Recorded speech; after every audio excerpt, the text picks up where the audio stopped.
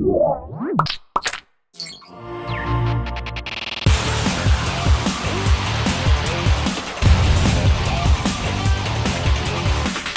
special no commercial interruption edition of Geek Beat is brought to you by you.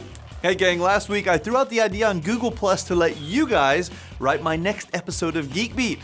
Well, we had more story submissions than we could ever work into a show, but I did choose several, so we've got a great variety of updates today. Let's start with our friend Jeffrey Powers over at geekazine.com who sent this one in. Apple's put a chip in the lightning cable that makes it harder to clone. Companies have been working hard to try and make their own version of the new iPhone connector, but the authenticator chip is what identifies the cable to the phone, which is why it costs so much. Approved products like iHome will most likely get licensed to use the authenticator chip to make charging docks, like their popular iPhone alarm clock. And cloning companies are hard at work building a working cable to sell, and although a working cloned cable might be available by the end of the month, it may not work for everyone.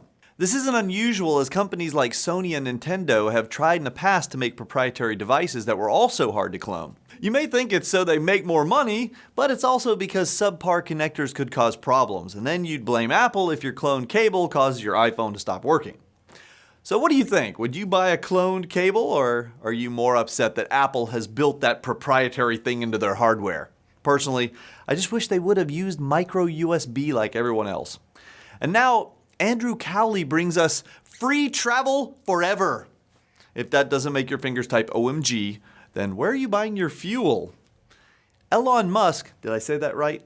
The CEO of Tesla, whose thinking seems to be so far ahead of his competition, has now announced the Supercharger, an electric charging station capable of recharging a Tesla in 30 minutes, and there are plans to cover the entire US with these stations. He says it eliminates three major objections to travel using electric vehicles: range, the green issues associated with simply shifting electricity generation to power plants, and cost. Each supercharger will have 4 to 5 bays and be able to charge the company's Tesla Model S vehicles, with 6 of these superchargers active right now in California. The Model S already has a range of 300 miles, but with a mere 30-minute charge time to 80% charged, the range objection goes out the window.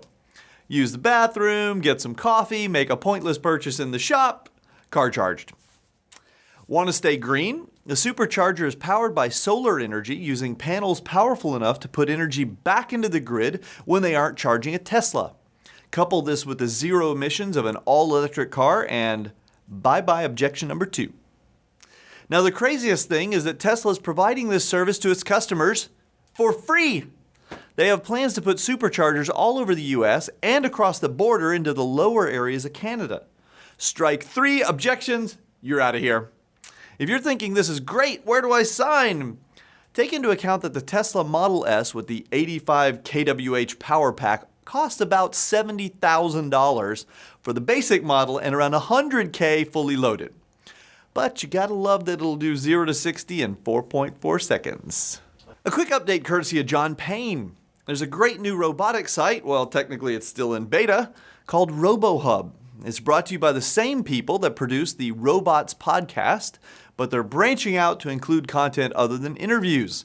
The URL is robohub.org, and I'm sure Callie will be following them very soon. Our on-the-spot reporter Jeremy Cronin sends in this alarming bacon news. A group in Britain is warning that bacon prices will skyrocket next year due to the worldwide drought causing a shortage of bacon. The NPA wrote in a separate statement, "A world shortage of pork and bacon next year is now unavoidable." Yikes. And Steve Meyer, a consulting economist for the National Pork Board and the National Pork Producers Council in the US, that's a mouthful, says, "We aren't going to see bacon lines. You'll still be able to get it, but prices will rise."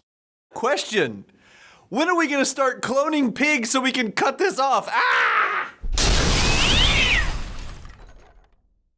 Epsos Demar let us know that MySpace is back. It's all flashy and new, and everyone is welcome, except people who use the Opera browser. Apparently, Opera is quite popular on low-cost mobile devices and in non-English dominated countries. For example, India, Russia, and Africa have a substantial number of users of the Opera browser. But at the moment they're locked out because the new MySpace can only be used with browsers it was tested on. Does the MySpace lockout remind you of the time when some websites were only built for Internet Explorer? How are those sites doing today? Okay, our last story comes from Robert Caraballo. But this is not his script. To be honest, his script was too good. He had props in there, and Callie and I were going back and forth, and it would have been awesome, but I couldn't pull it off in time. Sorry, Robert. But in a nutshell, the story comes from a company called NeuroWare, which developed a set of robotic cat ears that move when you concentrate. They're also working on a tail that wags when you're happy and drops down when you're scared. Find them at neuroware.com, and if you get some, shoot us a little video and we'll share it with the Geek Beat audience. Hope you guys enjoyed our first ever user-generated Geek Beat. It was an experiment, so let us know if you enjoyed it by tweeting me at John Pose or message me on Google Plus at google.com/plus John P. God, that's hard to say.